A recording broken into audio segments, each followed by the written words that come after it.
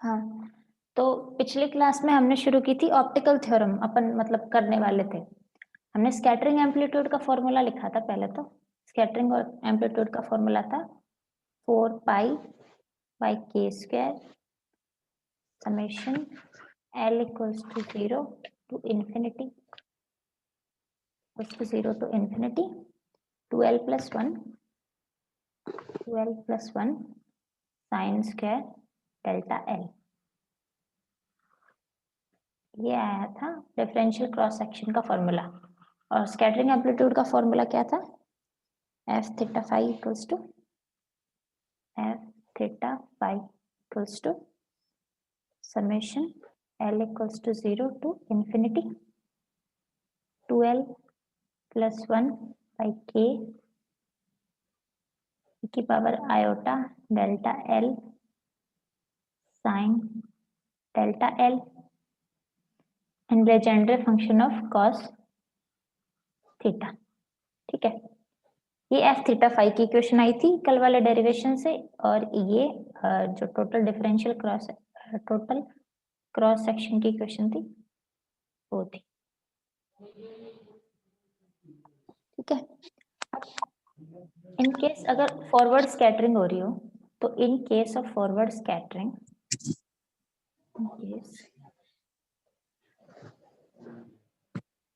in case of forward scattering, forward scattering में क्या होता है? थीटा इक्वल्स टू 0 होता है। जो फॉरवर्ड स्कैटरिंग होती है इसका मतलब पार्टिकल टारगेट से स्कैटर होने के बाद उसी डायरेक्शन में आगे चला गया, इसका मतलब थीटा इक्वल्स टू 0। तो Legendre function of PL cos 0 degree, तो लेजेंडरी फंक्शन ऑफ 1 क्या होगा? 1। तो एफ थीटा फाई की वैल्यू क्या हो जाएगी? F theta equals to 0 phi.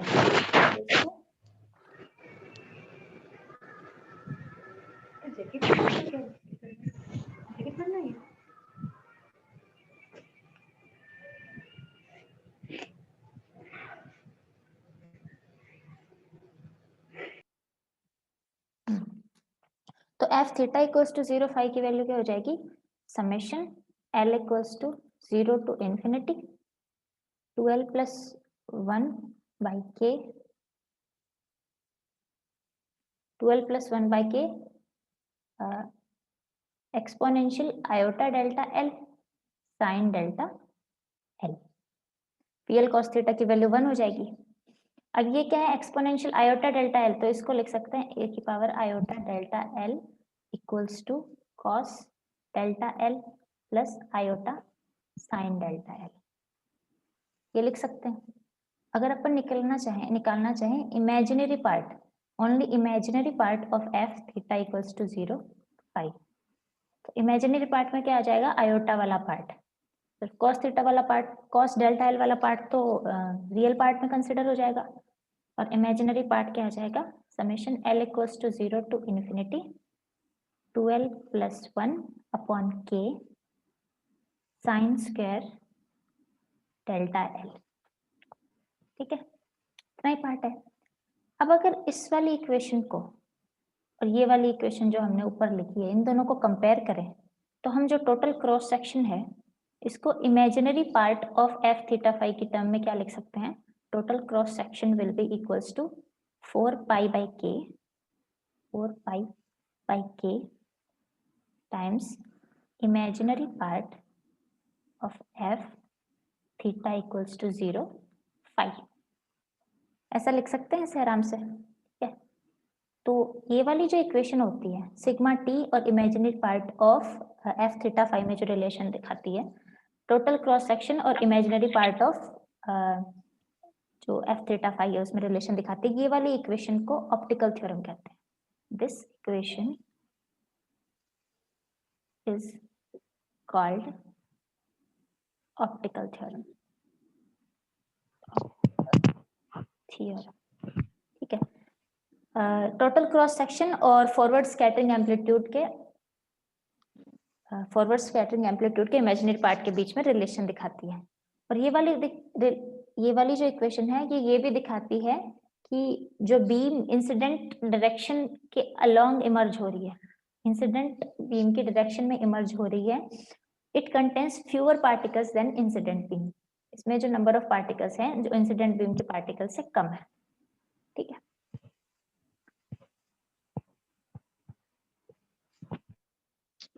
अब नेक्स्ट चीज शुरू करते हैं, मेथड ऑफ पार्शियल वेव्स। तो method of partial waves, waves or and relation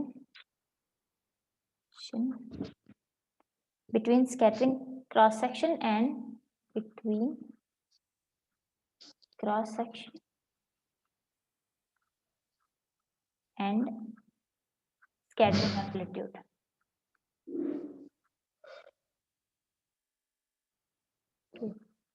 ये वाला क्वेश्चन एग्जाम में आया हुआ है 2012 में और 2017 में, तो इसको थोड़ा ध्यान से देख लेना। पार्शियल वेव्स जो मेथड है वो सिर्फ उन्हीं वेव्स में अप्लाई किया जा सकता है जो स्फेरिकली सिमेट्रिक हो। सिमेट्रिक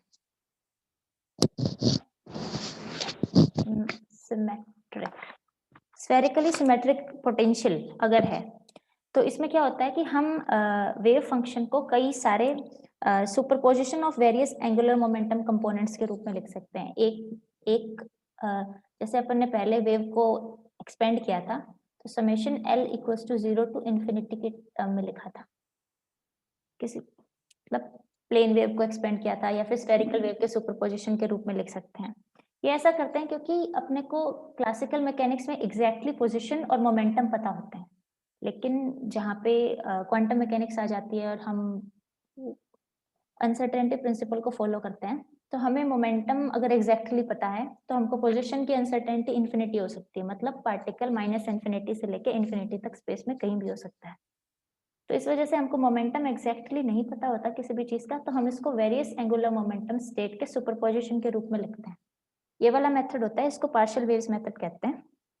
ठीक है, तो माना स्कैटरिंग हो रही है और ये हमारा स्कैटरिंग करने वाला टारगेट है। ठीक है, इसकी मैक्सिमम रेडियस A0 है। A0 तक पोटेंशियल का, A0 डिस्टेंस सेंटर से वहां तक पोटेंशियल का इफेक्ट रहता है, उसके बाद पोटेंशियल का इफेक्ट नहीं रहता। और जो पार्टिकल हम टारगेट से हमारा स्कैटरिंग कर रहा है उसका मोमेंटम P है, पार्टिकल का मोमेंटम P है। तो maximum range of potential A0 है और मोमेंटम P है, तो मैक्सिमम एंगुलर मोमेंटम क्या हो जाएगा पार्टिकल का, A0 टाइम्स P, क्योंकि L होता है R क्रॉस P। R की वैल्यू, P की वैल्यू तो हमें पहले से पता है, अगर R की वैल्यू मैक्सिमम होगी तो L की वैल्यू भी मैक्सिमम होगी। तो P की वैल्यू हम रिप्लेस कर सकते हैं यहाँ पे H कट के, तो maximum value of angular momentum हो जाएगी A0 H कट K। इसका मतलब किसी भी पार्टिकल का एंगुलर मोमेंटम होता है, जो होता है एंगुलर मोमेंटम की आइगन वैल्यू होती है root L plus 1 H cut. Angular momentum हमेशा less than equals to L max, maximum angular momentum से कम ही होगा, तो इसका मतलब root L plus 1 H cut will be always lesser than A0 H cut K। H cut से H cut cancel out हो गया, तो जो रूट L प्लस 1 है, L plus 1 will be always lesser than A0 K। Root L plus 1, root L plus 1 ये हमेशा बड़ा होगा रूट L स्क्वायर से, तो इसका मतलब root L square will be always lesser than A0 K। अगर रूट L plus 1 is less than A0 K है तो L square will be less than A0 K, इसका मतलब angular momentum will be always less than A0 K। ठीक है, तो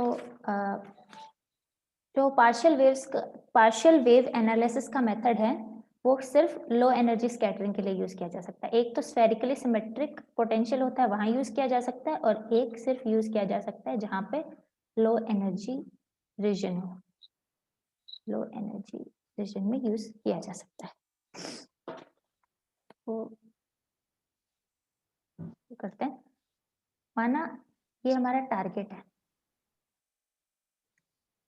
और उस पे इंसिडेंट वेव अप्लाई हुई है। इंसिडेंट वेव जो आ रही है r equals to minus infinity से, time t equals to minus infinity पे शुरू हुई थी, t इक्वल्स टू 0 पे स्कैटरिंग होती है, t इक्वल्स टू 0 पे स्कैटरिंग हैपन्स, और उसके बाद जो अनस्कैटर्ड वेव होती है वो इसी तरीके से सीधे निकल जाती है, और जो स्कैटर्ड वेव होती है उसका हम एनालिसिस करते हैं solid angle d omega.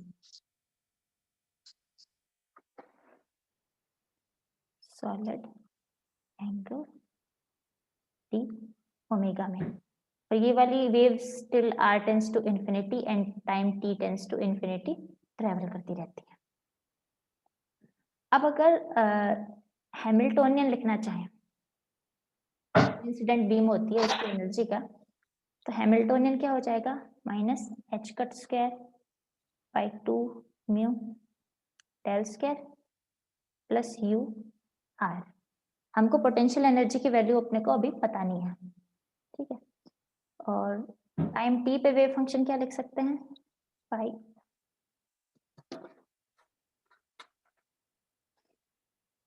Phi R T पे, फाई आर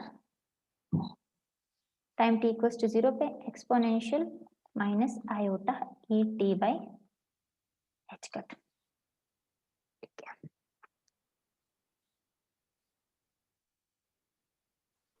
हम मैम एक मिनट, हाँ आप नोट्स की पीडीएफ तो सेंड नहीं करते, हमारे पास नोट्स नहीं है इनके।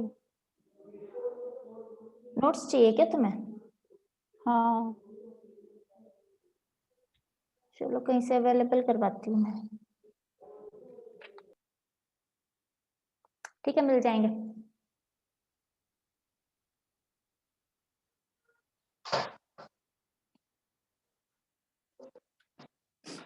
तो अब हम इलास्टिक स्कैटरिंग की बात करते हैं। इलास्टिक स्कैटरिंग में पार्टिकल की एनर्जी चेंज नहीं होती।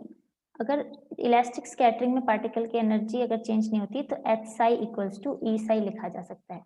ये वाली जो आइगन वैल्यू इक्वेशन है जहाँ पे हैमिल्टोनियन की आइगन वैल्यू ई होती है, तो ये सिर्फ इलास्टिक स्कैटरिंग के केस में लिखी जा सकती है, ठीक है। इलास्टिक स्कैटरिंग, यहाँ से वैल्यूज रिप्लेस करें तो minus H cut square by 2 mu del square plus U R psi equals to E psi, ठीक है। अब यहाँ से क्या रिप्लेस करेंगे, del square minus 2 mu by H cut square U R psi equals to minus 2 mu E by H cut square psi. इसमें क्या किया, एच कट स्क्वायर को नीचे मल्टीप्लाई कर दिया, 2 म्यू को ऊपर, और पूरी इक्वेशन को माइनस से मल्टीप्लाई कर दिया, ठीक है। अब let's suppose 2 mu E by H cut square equals to A square. तो ये वाली इक्वेशन क्या बन जाएगी, L square plus 2 mu E by H cut square सही था, minus 2 mu R by H cut square psi R equals to 0 था। यहाँ पे इसकी वैल्यू को के स्क्वायर रिप्लेस कर दिया, तो अपने पास इक्वेशन क्या बन गई, L square plus A square minus 2 mu R by H cut square psi R equals to 0। अब अपन यहाँ पे पोटेंशियल की वैल्यू पुटअप करेंगे, तो पोटेंशियल की वैल्यू क्या होती है, यू आर, अगर पोटेंशियल है, potential will be finite if r less than a, and potential will be 0 for r greater than a. ठीक है, अगर ये वाली मैक्सिमम डिस्टेंस इसकी पोटेंशियल की ए है तो ए से कम वाली डिस्टेंस में पोटेंशियल फाइनाइट होगा, अपने को कुछ वैल्यू नहीं पता है पर पोटेंशियल की कुछ वैल्यू होगी और आर ग्रेटर देन ए पे पोटेंशियल 0 होगा, यही पता है। तो अगर अपन देखें बिफोर स्कैटरिंग,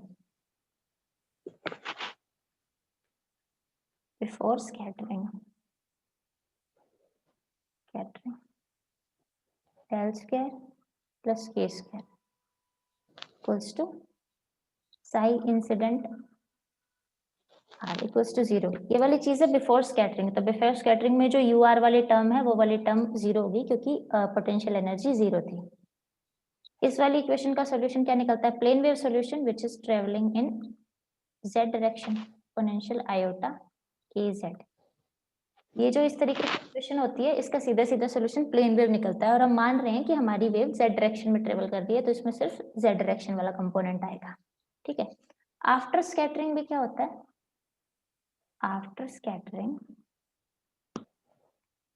स्कैटरिंग भी यू आर इक्वल्स टू 0 होता है, तो इक्वेशन सेम ही बनेगी, डेल स्क्वायर प्लस के square psi after scattering psi final equals to 0। ठीक है, लेकिन ड्यूरिंग स्कैटरिंग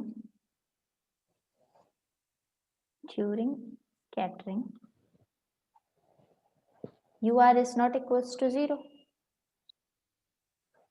तो इक्वेशन बनेगी डेल स्क्वायर प्लस के square minus 2 mu U by H cut square psi scattering equals to 0। ठीक है, ये वाली इक्वेशन बिफोर स्कैटरिंग की, ये आफ्टर स्कैटरिंग की, जहाँ पे वेव फंक्शन यहाँ पे वेव फंक्शन साई इंसिडेंट है, यहाँ पे वेव फंक्शन साई फाइनल है और यहाँ पे वेव फंक्शन साई स्कैटर्ड है। फाइनल वेव फंक्शन क्या होगा? वो incident wave function plus scattered wave function का एडिशन होगा। ठीक है, incident wave function exponential iota k Z है, स्कैटर्ड वेव फंक्शन हमने माना है एक फंक्शन है विच इज थीटा फाई, और आर कंपोनेंट की टर्म अपने को पता है, आर कंपोनेंट एक्सपोनेंशियल आयोटा के आर बाय आर की टर्म में होता है। जब ये स्फेरिकल सिमेट्रिक पोटेंशियल से स्कैटरिंग होती है तो आर कंपोनेंट हमेशा इस तरीके से वेरी करता है। ठीक है, प्रोबेबिलिटी करंट डेंसिटी जो होती है जे, प्रोबेबिलिटी करंट डेंसिटी का फॉर्मूला क्या होता है? Iota H cut by 2 mu psi del psi star minus psi star del psi. अगर अपन इंसिडेंट वाली जो रे अपनी इंसिडेंट हो रही है उसकी प्रोबेबिलिटी करंट डेंसिटी निकालें, इंसिडेंट रे के लिए साई की वैल्यू क्या होगी? Exponential iota k z. तो इंसिडेंट वेव की प्रोबेबिलिटी करंट डेंसिटी क्या होगी? Iota H cut by 2 mu H cut by 2 mu psi की value exponential iota k z del exponential minus iota k z minus exponential minus iota k z del exponential iota k z. तो incident वाली value क्या होगी? Iota H cut by 2 mu खुला छोड़ दो, power iota के खुला छोड़ दो, लाइट गई।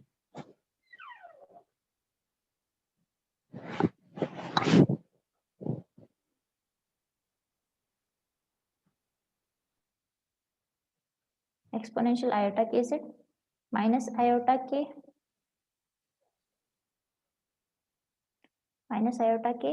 Exponential minus iota k z minus e की power minus iota k z, del operator होगा तो ये हो जाएगा आयोटा के exponential plus iota k z.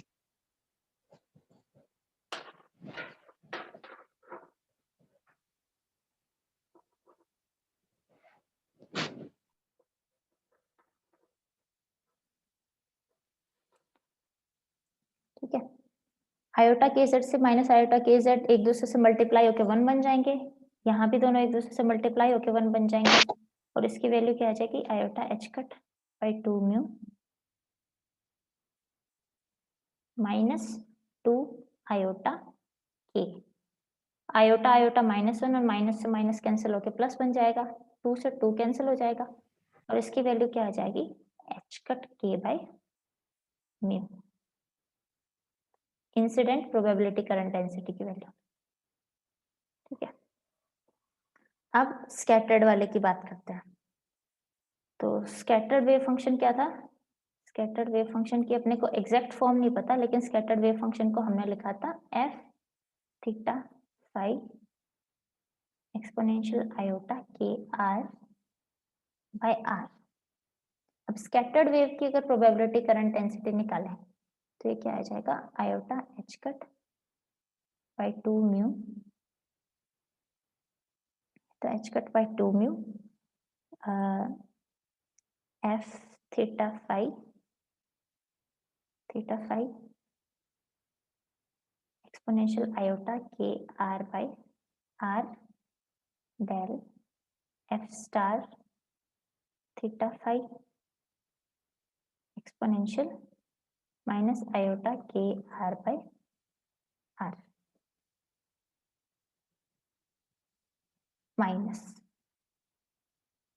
Minus में F star theta phi exponential minus iota के are by r times del F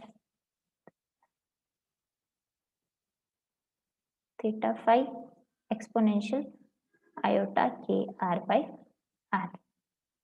ठीक है, अब यहाँ से ये जो डेल ऑपरेटर ऑपरेट होता है तो ये सिर्फ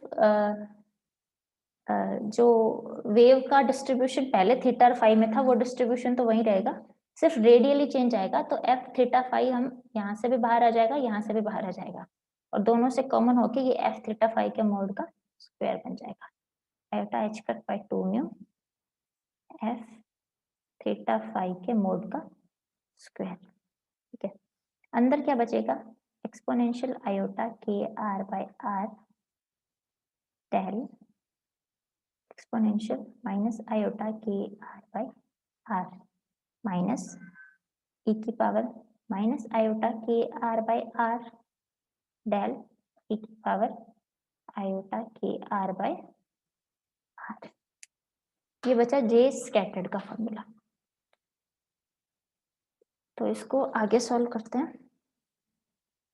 तो स्कैटर्ड प्रोबेबिलिटी करंट डेंसिटी का फॉर्मूला क्या आ जाएगा, iota H cut by 2 mu है ये। ठीक है, एफ थीटा फाई के मोड का स्क्वायर और यहाँ से क्या है, एक्सपोनेंशियल आयोटा के आर बाय आर, यहाँ पे डेल ऑपरेटर ऑपरेट हुआ था, एक्सपोनेंशियल माइनस आयोटा के आर बाय आर, साथ में माइनस एक्सपोनेंशियल माइनस आयोटा के आर बाय आर और डेल ऑपरेट हो रहा था एक्सपोनेंशियल आयोटा के आर बाय आर। अब इसको सॉल्व करते हैं, ये वाली टर्म तो ऐसी की ऐसी आ जाएगी, सिर्फ इस वाली टर्म को एक बार सॉल्व करें तो ये आ जाएगा एक्सपोनेंशियल आयोटा के आर बाय आर। इस वाली को सॉल्व करेंगे तो ये होगी del by del R operate होगा पहले इस पे और फिर उस पे, तो सिर्फ जब एक्सपोनेंशियल वाली टर्म पे ऑपरेट होगा तो माइनस आयोटा के ई की पावर माइनस आयोटा के are by are minus E की पावर माइनस आयोटा के आर बाय आर स्क्वायर। साथ में जब इस पे ऑपरेट होगा तो होगा एक्सपोनेंशियल माइनस आयोटा के आर बाय आर होगा आयोटा के ई की पावर आयोटा के are by are minus E की पावर आयोटा के आर बाय आर स्क्वायर। ठीक है, तो इसकी वैल्यू हो जाएगी iota H cut by 2 mu F theta phi के मोड का स्क्वायर। यहाँ से अगर ले एक्सपोनेंशियल आयोटा के आर है, ये अंदर मल्टीप्लाई होगा और ये दोनों चीजें 1 1 बन जाएंगी। एक्सपोनेंशियल माइनस आयोटा के आर भी यहाँ से अंदर मल्टीप्लाई होगा तो ये वाली चीज भी 1 बन जाएगी और यहाँ से भी मल्टीप्लाई होकर 1 बन जाएगा।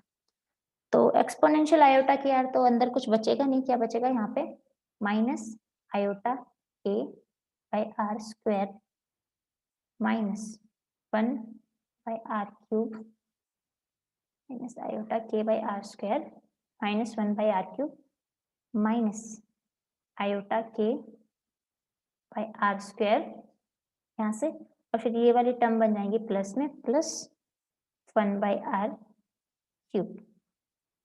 तो 1 बाई आर क्यूब से 1 बाई आर क्यूब कैंसिल हो जाएगा और जो स्कैटर्ड प्रोबेबिलिटी करंट डेंसिटी होती है वो क्या बनेगी iota H cut by 2 mu iota H cut by 2 mu F theta phi के मोड का स्क्वायर माइनस 2 आयोटा के बाई आर स्क्वायर। अगर इसको आगे आगे करके देखें तो इसको थोड़ा बहुत सॉर्ट आउट करके 2 से 2 आयोटा माइनस आयोटा और ये क्या बच जाएगी H cut K by mu R square F theta phi के मोड का स्क्वायर। ये हो जाएगी स्कैटर्ड प्रोबेबिलिटी करंट डेंसिटी की वैल्यू। और इंसिडेंट प्रोबेबिलिटी करंट डेंसिटी की वैल्यू हमने निकाली थी, उसकी वैल्यू थी H cut K by mu.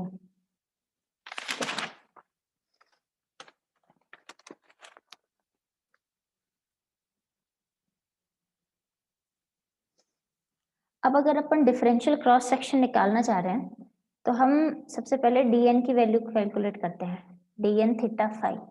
उसके बाद जब डिफरेंशियल क्रॉस सेक्शन निकालेंगे D sigma by D omega तो वो हम 1 by J incident dn by D omega करके निकालेंगे, जो कि डिफरेंशियल क्रॉस सेक्शन का फॉर्मूला था। तो सबसे पहले हम dn की वैल्यू कैलकुलेट करेंगे। dn number of scattered particles at angle theta phi, number of scattered particles at angle theta phi. ठीक है, तो इनकी वैल्यू अपन लिख सकते हैं scattered probability current density times the area, जितना एरिया इनक्लोज करता है। अगर ये वाला मानो स्कैटरिंग टारगेट है और इससे ये सॉलिड एंगल है तो ये जो एरिया है, ये जो सर्कुलर एरिया, ये शो करता है डी ओमेगा को। और ये जो टोटल एरिया है, जो पूरे कॉनिकल सेक्शन का एरिया है, पूरे कॉनिकल सेक्शन का, ये होता है D A by are square. तो डी ओमेगा की वैल्यू होती है D A by are square. तो यहाँ से हम dn की वैल्यू लिख सकते हैं J scattered times D A. तो जे स्कैटर्ड, जो स्कैटर्ड प्रोबेबिलिटी करंट डेंसिटी है, उसकी वैल्यू आई थी अपने पास H cut K by mu R square F theta phi के मोड का स्क्वायर टाइम्स डी ए। हम मल्टीप्लाई करेंगे तो डी ए को अपन लिख सकते हैं, डी ए को लिख सकते हैं R square D omega. R square से आर स्क्वायर कैंसिल आउट हो जाएगा और dn थीटा फाई की वैल्यू बचेगी, थीटा फाई की value H cut K by mu F theta phi के मोड का स्क्वायर टाइम्स डी ओमेगा। अब यहाँ से अगर हम dn बाई डी ओमेगा निकालें, dn बाई डी ओमेगा, तो इसकी वैल्यू आ जाएगी H cut K by mu F theta phi के मोड का स्क्वायर। अब देखो डिफरेंशियल क्रॉस सेक्शन का फॉर्मूला क्या होता है। Differential cross section D sigma by D omega, इसका फॉर्मूला होता है 1 by J incident, incident probability current density times D N by D omega. तो 1 by J incident D N by D omega की value H cut K by mu F theta phi के mod का square. J incident की value क्या आई थी, की value H cut K by mu थी। तो यहाँ पे इसकी वैल्यू शो करेंगे 1/j इंसिडेंट, 1/j इंसिडेंट की जगह लिखेंगे h cut k by mu, और यहाँ पे भी था h cut k by mu f theta phi के मोड का square. h cut k by mu से h cut k by mu cancel हो जाएगा, और जो sigma d sigma by d omega. अब आगे एक अपन अलग नोटेशन यूज करेंगे जिसमें d sigma by d omega को तो सिग्मा से डिनोट करेंगे, और ये जो सिग्मा है ये डिफरेंशियल क्रॉस सेक्शन को डिनोट करेगा, डिफरेंशियल क्रॉस सेक्शन, ठीक है। और जो टोटल क्रॉस सेक्शन के लिए हम यूज करेंगे sigma T, T stands for total, और सिग्मा टी हो जाएगा total cross section, cross section. तो यहाँ पे जो सिग्मा है, सिग्मा थीटा फाई, इसका मतलब डिफरेंशियल क्रॉस सेक्शन, तो डिफरेंशियल क्रॉस सेक्शन है एफ थीटा फाई के मोड का स्क्वायर। ये अपना फाइनल रिजल्ट आया है। ये वाला डेरिवेशन है, इसकी वजह से हमने पिछले में यूज किया था, जो सिग्मा है वो एफ थीटा फाई के मोड का स्क्वायर यूज किया था। इसका मतलब एफ थीटा फाई जो एफ थीटा फाई की वैल्यू फिर अपन ने स्फेरिकल वेव एनालिसिस करके निकाली थी, स्कैटरिंग एम्पलीट्यूड। तो हम differential cross section scattering amplitude के मोड का स्क्वायर होता है, ये पार्शियल वेव एनालिसिस से आता है। ये हमारा फाइनल रिजल्ट है, ठीक है। कोई दिक्कत अभी तक?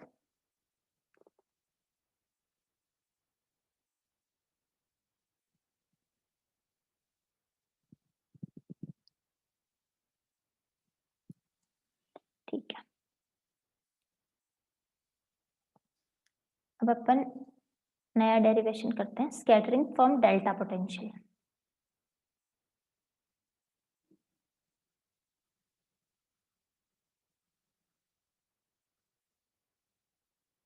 डेल्टा पोटेंशियल, तो डेल्टा पोटेंशियल क्या होता है? वो पोटेंशियल, अगर डेल्टा पोटेंशियल है तो the potential will be non zero only on r equals to a। ये बहुत ही कम जगह में, मतलब इतना भी नहीं होता, इट गोज टू इन्फिनिटी। तो potential u equals to delta r minus a, मतलब r इक्वल्स टू a पे पोटेंशियल इक्वल्स टू इन्फिनिटी, और otherwise potential equals to zero. तो ये वाला जो पोटेंशियल होता है उसको डेल्टा पोटेंशियल या डिराक डेल्टा पोटेंशियल कहते हैं, ठीक है। पोटेंशियल डेल्टा पोटेंशियल से स्कैटरिंग के लिए हमेशा लो एनर्जी पार्टिकल्स यूज किए जाते हैं, low energy particle scattering particles जिनका सिर्फ L equals to zero component हो स्कैटरिंग। तो माना U equals to gamma R minus A है, gamma is the strength of the potential. So Schrodinger equation क्या होती है? श्रोडिंजर इक्वेशन अपन लिखेंगे minus h cut square by 2 mu del square by del r square, radial Schrodinger equation plus u r potential energy u r और इस पे जो radial part of Schrödinger equation है वो plus h cut square by 2 mu l plus 1 by r square u r equals to e r, e u r जहाँ पे होता है r जो radial part of wave function upon r, और साई जो total wave function होता है वो होता है y ln theta phi r r। तो टोटल वेव फंक्शन में जो रेडियल पार्ट होता है उसको 1/r से मल्टीप्लाई करने पे जो u आता है उसकी श्रोडिंजर इक्वेशन है ये जनरली। तो हम सिर्फ यहाँ पे इसको स्टडी करेंगे एस वेव के लिए। एस वेव का मतलब होता है L इक्वल्स टू जीरो, तो अगर यहाँ पे L इक्वल्स टू जीरो है तो ये पूरा पार्ट ही जीरो हो जाएगा। और श्रोडिंजर इक्वेशन क्या बनेगी, minus H cut square by 2 mu del square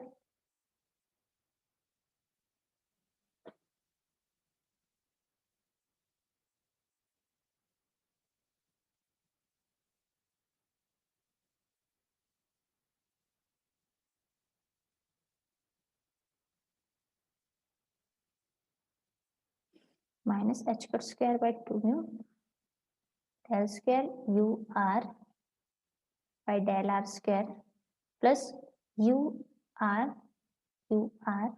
you potential energy है equals to energy times U are.